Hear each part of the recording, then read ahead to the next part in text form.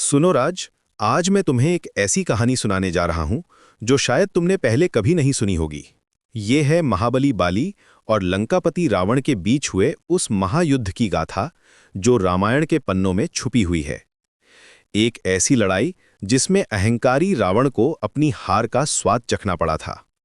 कहते हैं कि त्रेता युग में जब रावण अपनी शक्ति के मद में चूर होकर तीनों लोकों में अपना आतंक फैला रहा था, तब किष्किंधा के राजा बाली ने उसे एक ऐसा सबक सिखाया था जो आज भी याद किया जाता है। बाली, जो इंद्र का पुत्र था, उसे ब्रह्मा जी का एक अनोखा वरदान प्राप्त था।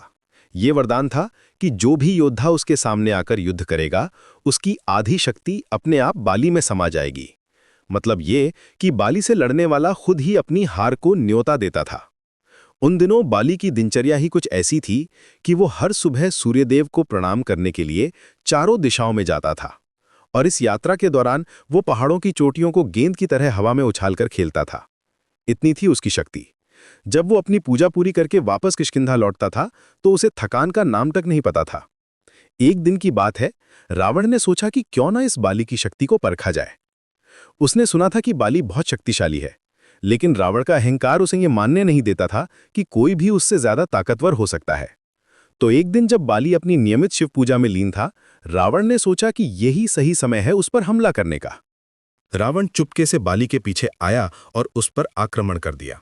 लेकिन जैसे ही रावण ने बाली पर हमला किया, ब्रह्मा जी का वरदान काम आ गया। रावण की आधी शक्ति तुरंत बाली में समा गई।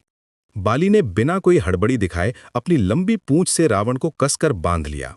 रावण, जो अब तक खुद को सबसे शक्तिशाली समझता था, वो बाली की पूंछ में बंधकर असहाय हो गया। अब शुरू हुआ रावण का वो अपमान जिसकी उसने कभी कल्पना भी नहीं की थी। बाली ने रावण को अपनी बगल में दबाया और उड़ान भरी।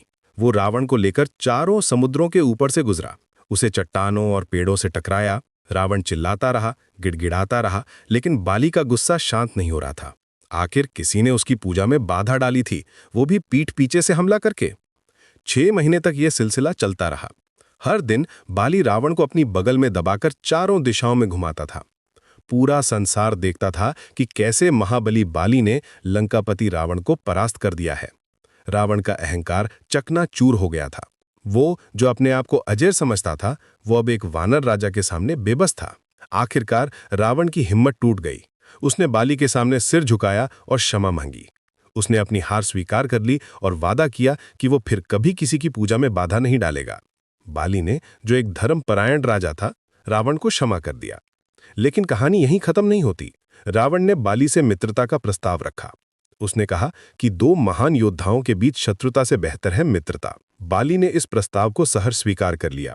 इस तरह किष्किंधा और लंका के बीच संधि हुई, एक मित्रता का रिश्ता बना। ये युद्ध सिर्फ 2 योद्धाओं के बीच की लड़ाई नहीं थी, ये अहंकार और विनम्रता के बीच का संघर्ष था।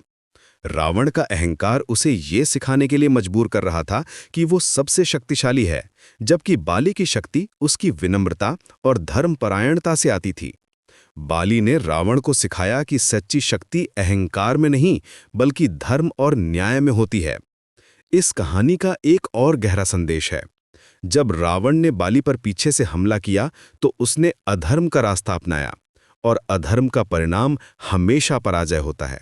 बाली की जीत सिर्फ उसकी शारीरिक शक्ति की वजह से नहीं थी, बल्कि इसलिए भी थी क्योंकि वो धर्म के पक्ष में खड़ा था। ये युद्ध हमें ये भी सिखाता है कि कोई भी शक्ति स्थायी नहीं होती। रावण, जो अपने आप को अजेय समझता था, उसे भी एक दिन झुकना पड़ा। अहंकार जितना भी बड़ा हो, सही समय पर उसे नष्ट होना ही पड़ता है। और जब अहंकार टूटता है, तब इंसान की असली परीक्षा होती है। रावण ने अपनी हार स्वीकार की और क्षमा मांगी। ये दिखाता है कि उसमें अभी भी कुछ अच्छाई बची थी। बाली और रावण की ये कहानी आज भी उतनी ही प्रासंगिक है जितनी त्रेता युग में थी। ये हमें सिखाती है कि सच्ची शक्ति वही है जो धर्म और न्याय पर आधारित हो। अहंकार चाहे कितना भी बड़ा हो, वो हमेशा विनम्रता के सामने हार जाता है।